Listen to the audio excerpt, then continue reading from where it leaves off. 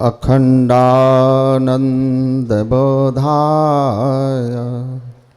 शिष्यसंतापहारिणे सच्चिदानंदरूपाय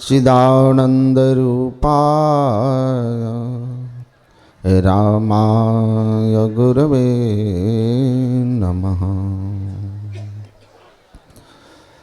स्वनिवास में विराजमान यतीन्द्र कुल तिलक संत मत के महामहिमावान वर्तमान आचार्य पूज्यपाद महर्षि हरिनंदन परमहंस जी महाराज के पावन पाद पद्मों में नमन।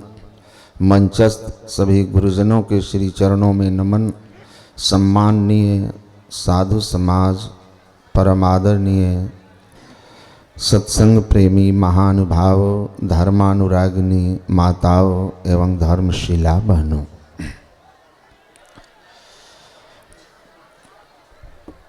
हम लोग ईश्वर के स्वरूप के संबंध में और उसकी प्राप्ति के साधनों की विशद व्याख्या पूज्य जनों से सुनते आ रहे हैं। ईश्वर वाणी से परे हैं, प्रभु वर्णन में आवे नाही। वह परमात्मा जो वर्णन में नहीं आते, उनका वर्णन करना है।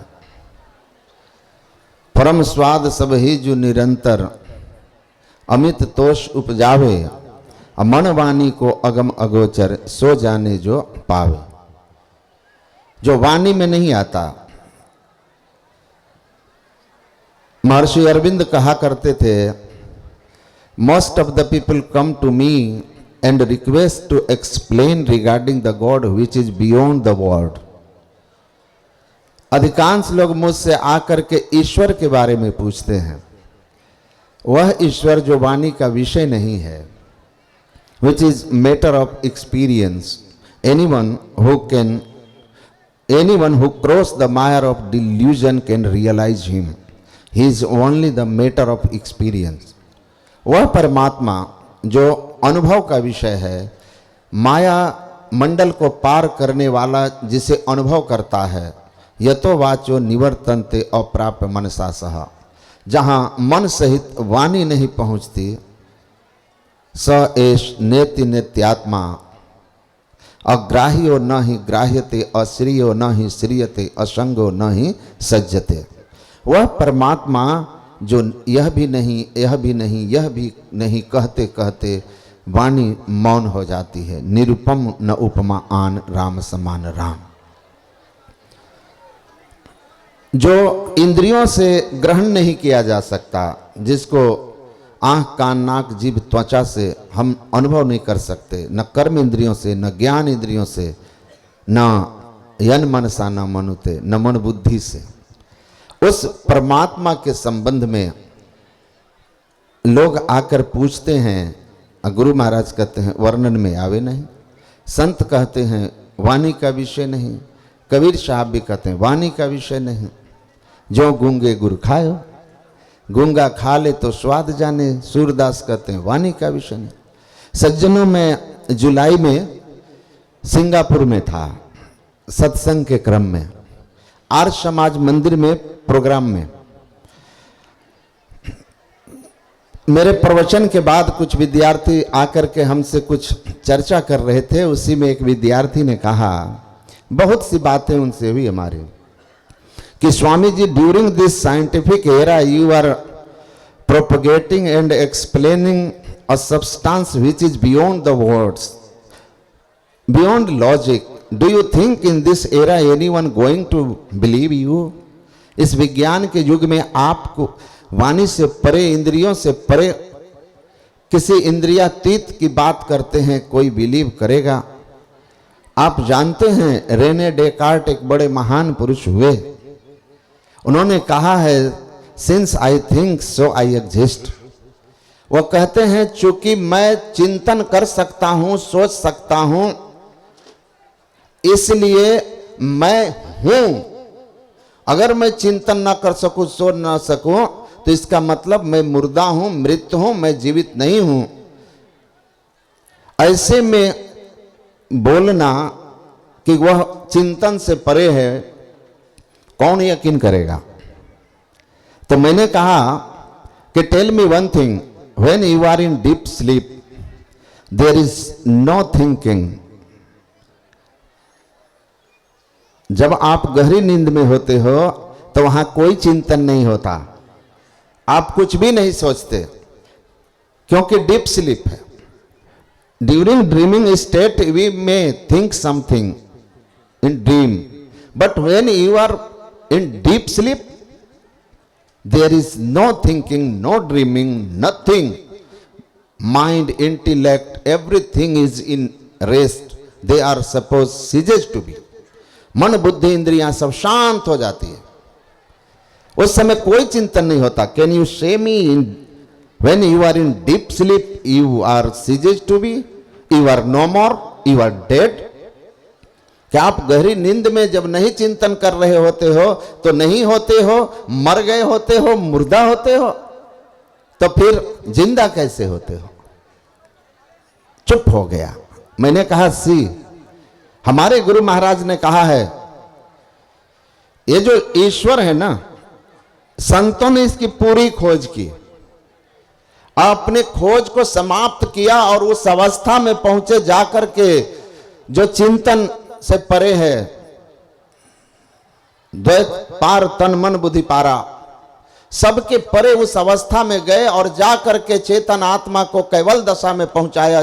कह दरिया जिन केवल जाना, सोई नर साहब पहचाना। उस अवस्था में ले गया।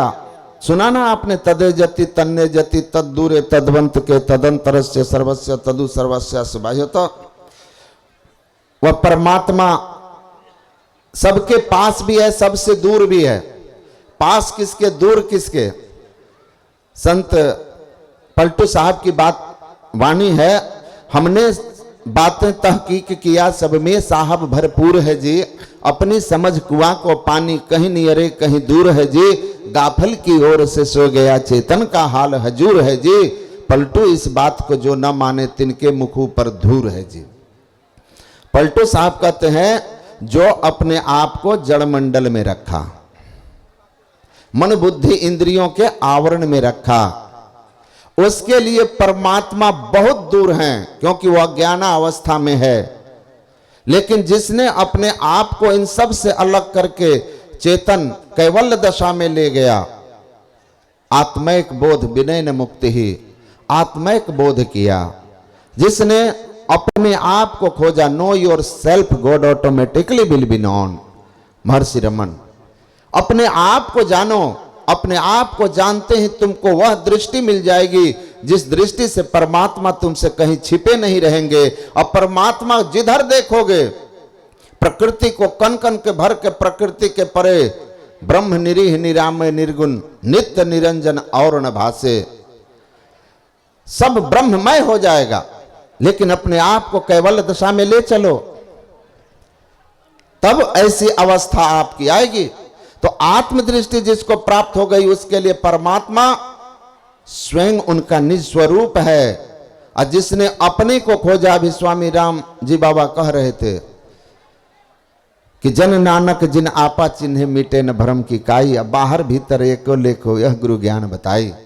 जैसे ही आत्मदृष्टि खुल जाती है, परमात्मा छिपे नहीं रहते, सब जगह सब में सर्वत्र हो जाते हैं। और सब में सब जगह सर्वत्र हो जाने वाला, प्रकट हो जाने वाला, प्रत्यक्ष हो जाने वाला, अनुभव में आ जाने वाला परमात्मा अहम ब्रह्मास्मि, हम स्वयं हो जाते हैं। हम में और परमात्मा में कोई भेद नहीं रहता। हम प्रभु प्रभु हम एक कहीं होई, द्वंद्व द्वैत रहे नहीं कोई, मैं ही ऐसी आरती कीजिए, भव मह जन्म बहुरी नहीं लीजिए। मैंने कहा उस विद्यार्थी से, देखो क्वांटम फिजिक्स की खोज की, सबसे पहले जे थॉमसन ने सिद्धांत दिया कि electron is a particle, electron एक कण है। लोगों ने कहा कि इसने बहुत बड़ी सफलता प्राप्त कर ली, नोबेल पुरस्कार उसको दिया गया 1906 में। Just after 30 years his own son Mr. P.J. Thomson discovered that electron is not a particle, it is a wave। मैंने उनसे कहा, उन बच्चों को, कि उनके 30 साल बाद उन्हीं के पुत्र पीजे थॉमसन ने यह घोषणा कर दी कि इलेक्ट्रॉन वेव है, यह कोई पार्टिकल, कोई कण नहीं है। और तब नोबेल पुरस्कार और वैज्ञानिक समूह ने कहा बड़ी महिमावान है इसकी खोज, उसको नोबेल पुरस्कार दिया गया। पहला झूठा हो गया। उसके तुरंत कुछ ही दिनों के बाद अलेक्जेंडर आए और उन्होंने कहा no no no no no, it is neither a wave nor a particle. यह वेव भी नहीं है, पार्टिकल भी नहीं है, ये तीसरा चीज है। फिर उसको नोबेल पुरस्कार मिला। फिर सेडिगनर आए और उन्होंने आकर के कह दिया it is of uncertain nature. फिर इनको नोबेल पुरस्कार दिया गया कि ये सही कह रहा है। और अभी वर्तमान में टू स्लिट थ्योरी आया है जिसने पीछे के सारे विज्ञान की खोजों को धता बता दिया है। मैंने कहा अब तक आपका विज्ञान नित्य नया ज्ञान देता है, उसको मानकर आप उसी झूठ को मानकर 25-50 साल तक आप पढ़ते हो, उसका दावा करते हो और अगले कुछ साल के बाद वह फिर असत्य साबित हो जाता है। लेकिन हमारे परमाराध्य कहते हैं वेद, उपनिषद, रामायण, गीता या संतों की किसी वाणी को पढ़ करके देख लो, उन्होंने आत्मा के अध्यात्म के शिखर को पहुंचा है, उसको छुआ और जाकर के घोषणा कर दी कि एक बार उस आत्म तत्व को जान जाओगे, आत्मावारे द्रष्टव्य श्रोतव्य मंतव्य, आत्मावारे दर्शने न मंतव्य श्रोते न विज्ञाने न सर्वम विदितम भवति, बृहदारण्यक उपनिषद। अरे आत्मा को देखो, सुनो, समझो। जिस दिन आत्मा को उपलब्ध कर लोगे फिर तुम्हारे लिए कुछ जानना शेष नहीं रह जाएगा, तुम सर्वज्ञ हो जाओगे, सर्वज्ञ हो जाओगे। परमात्मा सर्वज्ञ है, तुम भी सर्वज्ञ हो जाओगे। परमात्मा सर्वव्यापक है, अनंत है, उस अनंत से तुम्हारी एकता होगी तो तुम भी अनंत हो जाओगे।